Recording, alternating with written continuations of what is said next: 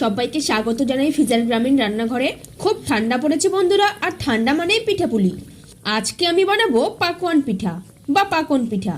অনেকে এটাকে তেল পিঠা বলে, আমাদের এখানে কিন্তু পাকোয়ান নামেই সবাই জানে। অসাধারণ সুন্দর হয় এটা খেতে, আর দেখতেও কিন্তু খুবই সুন্দর। তো পাকোয়ান পিঠা বানানোর জন্য আমি এখানে নিয়ে নিয়েছি চালের গুঁড়ো, শুকনো চালের গুঁড়ো চেলে নিয়েছি। আর লাগবে দুধ, আমি গরুর দুধ নিয়েছি। আর গুড় নিয়েছি 1 কাপ গুড়। আমি এখানে এই কাপের মাপে 3 কাপ চালের গুঁড়ো নিয়েছি। গুঁড়ো দুধ, এতে স্বাদ খুব ভালো হবে। ময়দা আর হালকা গরম জল, এটা লাগলে দিব, না হলে না। এবারে প্রথমেই আমি গুড় একটা বাটিতে ঢেলে নিব। গুড় আমি 1 কাপ দিয়েছি। 3 কাপ চালের গুঁড়োর সাথে 1 কাপ গুড়, এতে মিষ্টি একদম পারফেক্ট হবে। দিয়ে দিলাম এতে দুধ ঢেলে ফেটাবো ভালো করে। গুড় পুরো গলে যাবে।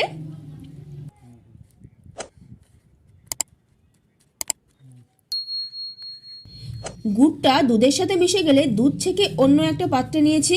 দেখুন দুধের কালার কত সুন্দর।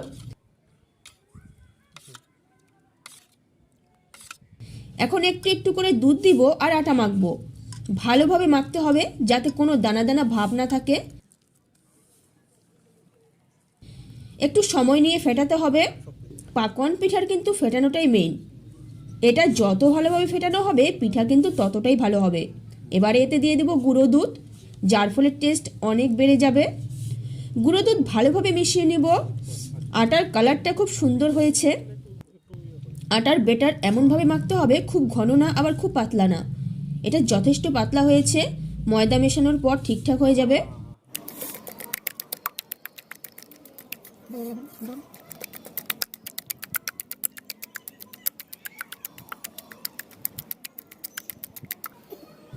অনেকক্ষণ ফেটালাম, এবার দিয়ে দিব ময়দা। এতে পিঠা নরম হবে। আপনারা চাইলে এতে ঘি অ্যাড করতে পারেন, আমি এখানে দেইনি।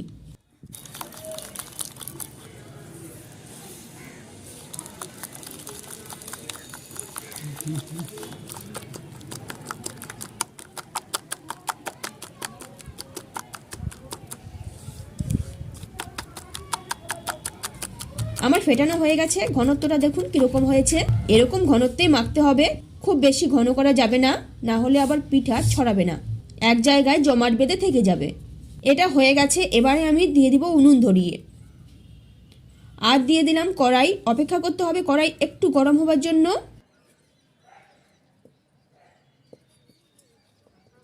হয়ে গেছে, দিব তেল। আমি সাদা তেল দিয়ে ভাজবো, সর্ষের তেল দিয়েও করা যায়। এবারে তেল কিন্তু ভালোভাবে গরম করতে হবে, এটা খুব গরম করতে হবে, তাহলে পিঠা সুন্দরভাবে ফুলবে আর পারফেক্ট হবে। আর মনে রাখবেন প্রতিবার পিঠা তেলে দেওয়ার সময় পিঠা কিছুক্ষণ ফেটিয়ে তারপর তেলে দিবেন, এতে বেটারের ঘনত্ব ঠিক থাকবে। আমি যেই কাপ দিয়ে আটা দিয়েছি সেই কাপ দিয়েই পিঠা দিব। তেল গরম হয়ে গেছে, দেওয়া যাক প্রথমটা। এটা একটু ছোটই দিই।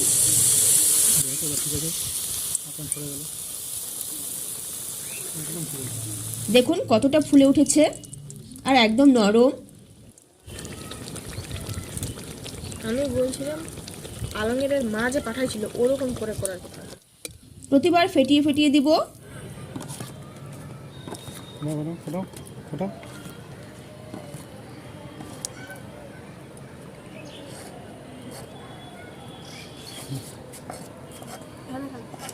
ছাড়ো না।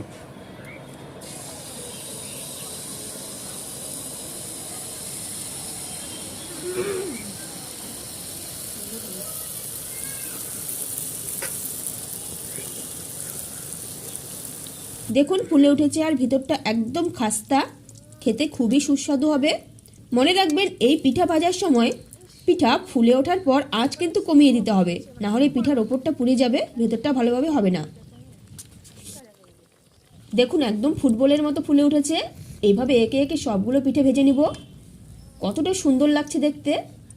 পিঠা যখন সঠিকভাবে ফোলে পারফেক্ট হয় তখন কিন্তু পিঠে ভাজার ইচ্ছেটা আরও বেড়ে যায়, খুব ভালো লাগে।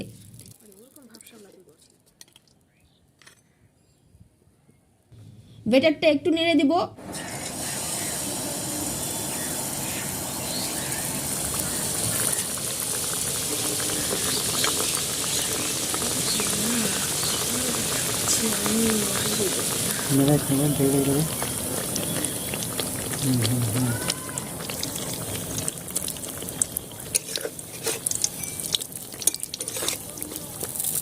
উল্টে দিয়েছি।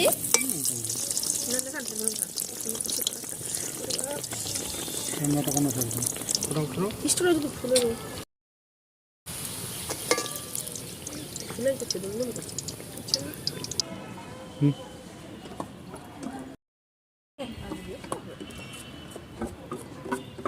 দুটো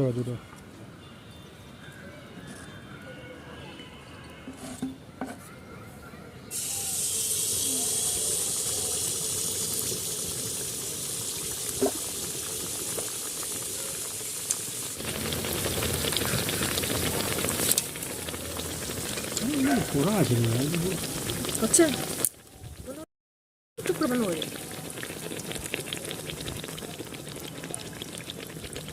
বন্ধুরা আঁচ কতটা কম, এই পিঠাগুলো একটু বেশি তেল টানে, তাই পিঠা তুলে কিছুক্ষণ এভাবে রেখে তেল ঝরিয়ে নিচ্ছি।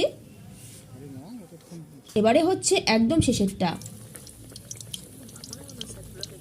আর নেই, খুব সুন্দর হয়েছে। পাকার মাছের পাকার মতো হবে, অন্য কিছু মনে হবে।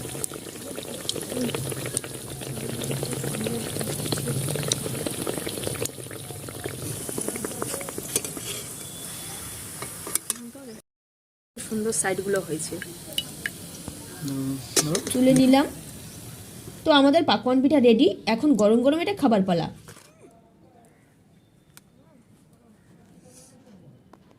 কেমন লাগলো বন্ধুরা আমাদের এই রেসিপিটি, তার নিচে কমেন্টে জানান। আর ভিডিওটি ভালো লেগে থাকলে একটি লাইক করুন, চ্যানেলটির সাথে অবশ্যই সাবস্ক্রাইব করুন।